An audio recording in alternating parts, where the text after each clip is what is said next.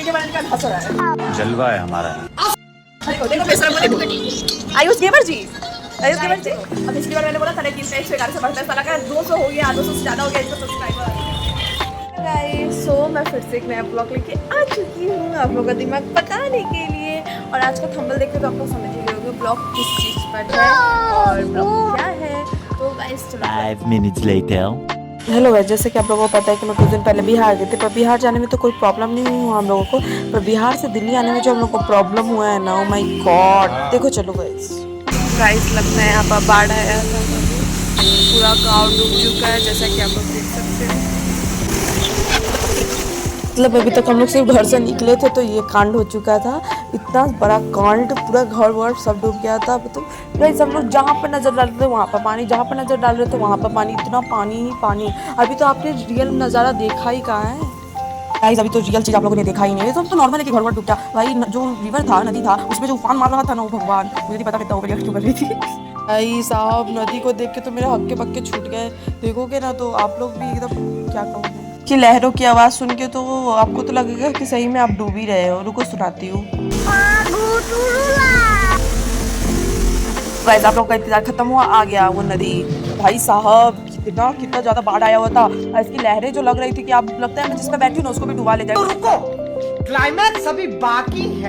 तो लग रहा था पुल भी टूट जाएगा, पर नहीं, मेरा ओवरथिंकिंग कुछ ज्यादा ही बढ़ जाता है सिचुएशन के टाइम पर। छोड़ो गाइस, बढ़िया बाप रे बाप, मुझे तो देख के इतना डर लगा था। मैंने तो सच में मुझे लग रहा था कि मैं आंख बंद कर लूं, तो मैंने फिर भी आंख खुला ही रखा क्योंकि मुझे गाइस यहाँ का सीन पर अच्छा था, क्योंकि ये पटना है ना, पटना में पर गाइस यहाँ पर थोड़ा सा घुटन टाइप फील हो रहा था। इतना तो दिल्ली में भी नहीं होता जितना इस पटना जैसे शहर में हो रहा था, पर ठीक है भाई, ठीक है, ओके। तो गाइस हम लोग फाइनली आ चुके हैं अपने रेलवे स्टेशन पे। हम लोग हमेशा से पटना ही से पकड़ते हैं अपना ट्रेन दिल्ली जाने का, क्योंकि राजेंद्र नगर जो स्टेशन है और हमारा ट्रेन भी यही था, अमृत भारत। हम लोग इसी से जाने वाले हैं।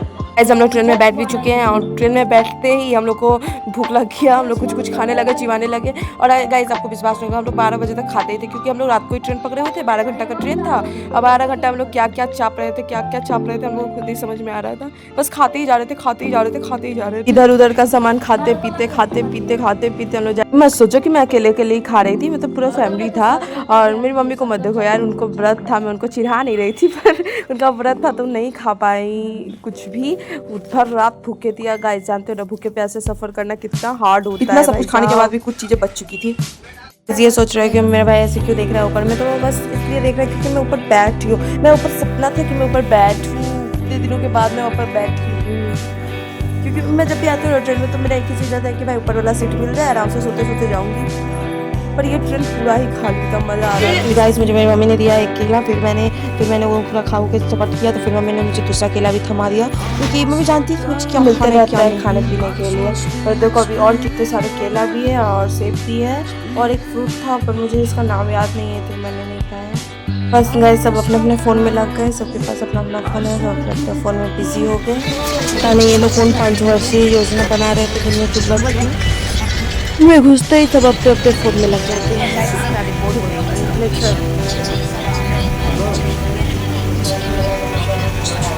यहाँ पर मेरी मम्मी मेरे भाई पर गुस्सा करे, क्योंकि उसका आदत है लात खाने वाला, लात का भूत बात से नहीं मारता है।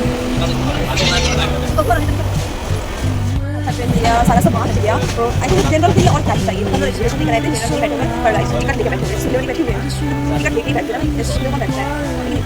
हम मैंने ना ऐसे बैठी थी ऊपर वाले ऊपर वाला, बट गाइस इतना दिन के बाद बैठे और मुझे सब लग रहा है आज मेरी हाथ से बट हम लोग काम करके हो गया है, तो क्या फायदा है क्या कि इसने हम लोग किसी जाना है और बस जाने की जय माता दी। गाइस ट्रेन का फैसिलिटी भी बहुत अच्छा है, देख सकते हो आप लोग। यहाँ आई पूरा सीट हम लोग का है, क्योंकि हमको लगा कि 3 सीटों में कोच काट भी जाना पड़ेगा, पर पिछली बार भी है, पिछली बार भी बहुत अच्छा, क्योंकि संपूर्ण क्रांति के बाद जो ये ट्रेन आता है ना, अमृत भारत अमृत मम्मी ट्रेन का नाम कथी है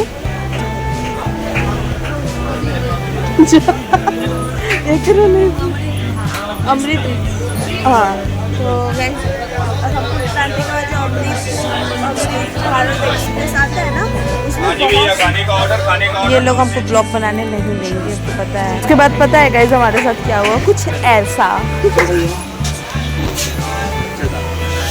तो आप बाप तो अपनी बेटी से भी कुछ भी कर सकता है। आपकी बेटी को दुआ देंगी, उसका नौकरी, उसके स्वास्थ्य के लिए दुआ देंगी। नहीं, आप मुझसे बड़े हो, सही दिशा दी मालिक तुमको साथ जहाँ तक पहुँचाने के लिए। अच्छे ना हम भी साइड में तुम बहन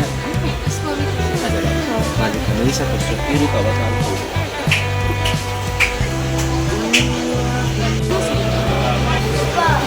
ऑटो वाला भी तो ले रहे आशीर्वाद देते रहो, जीते रहो। वो अलग बात है कि मतलब इनके आशीर्वाद का फ़ायदा होता है, ऐसा बात नहीं होता है, बट तो होता है। पर आज तक मेरे साथ कभी ऐसा फ़ायदा नहीं हुआ इनके आशीर्वाद का।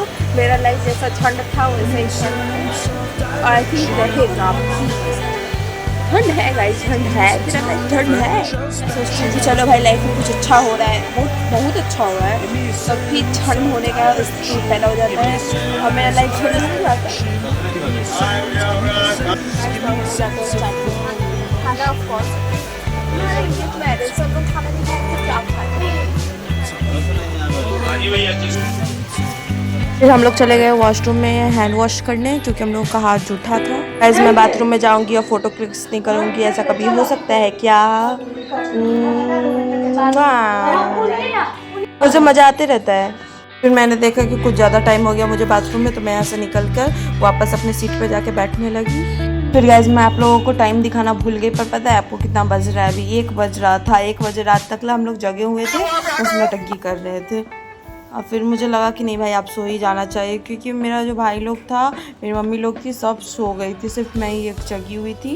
पर मेरे साथ कुछ ऐसा हुआ कि मेरा रात का नींद ही टूट गया। मतलब मुझे अब सोने का इच्छा ही नहीं किया, मैं भर रात जागी हुई थी। पता है आप लोगों को था यार रीज़न कुछ, जिसके कारण मैं रात भर सो नहीं पाई। मतलब मुझे इतना ज़्यादा ओवर थिंकिंग हो रहा था कि मुझे नींद ही नहीं आ रहा था। बस मैं लेटी हुई थी पर मुझे नींद नहीं आ रहा था। कुछ ऐसे चीज़ हुए थे मेरे साथ, कुछ ऐसी बातें हुई थी कि मेरी आंखों से पूरा नींद चला गया था।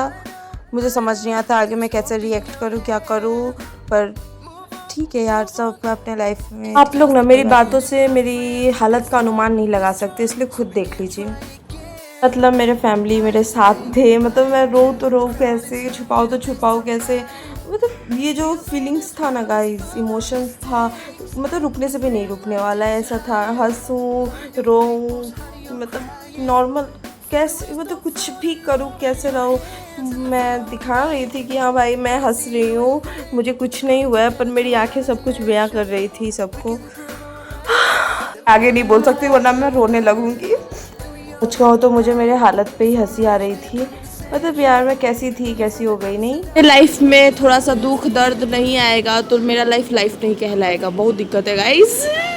जैसे करते करते सुबह हो गई थी। सुबह होते ही मतलब सुबह के 6-7 बज रहे थे तब का ये वीडियो क्लिप है। और गाइस देखो कितना रफ्तार में चल रहा है ट्रेन। ऐसे चलता रहा तो लगता है बहुत जल्दी मैं अपने स्टेशन पे पहुंच भी जाऊंगी। और मैं आप लोगों की एक और चीज़ दिखाऊँ, ट्रेन के अंदर का सीन। इतना पूरा खाली ट्रेन था, यूँ समझ लो। हम लोग का जहाँ मन करा था हम लोग वहाँ पर बैठ रहे थे, जैसे मन करा था वैसे बैठ रहे थे। बस कुछ लोग थे, गिना चुना कुछ लोग। हम लोग का सीट खिड़की के बगल में था।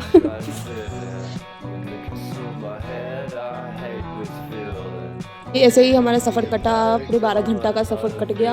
और आपको पता है मैं स्टेशन पर से उतरने का सीन ही रिकॉर्डिंग करना भूल गई। और ये रहा हमारा स्टेशन। 12 घंटा के सफ़र में बिना सोए, पता है मेरा हालत ख़राब हो गया था रात के बाद से, तो मैं कुछ रिकॉर्ड ही नहीं कर पाई। Sorry guys. आज का ब्लॉग बस इतना तक ही। मिलते हैं नेक्स्ट ब्लॉग में, और नेक्स्ट ब्लॉग इससे भी हटके होगा, थोड़ा अच्छा होगा। थोड़ा नहीं, बहुत अच्छा होगा। Going together to another dimension, looking through our life.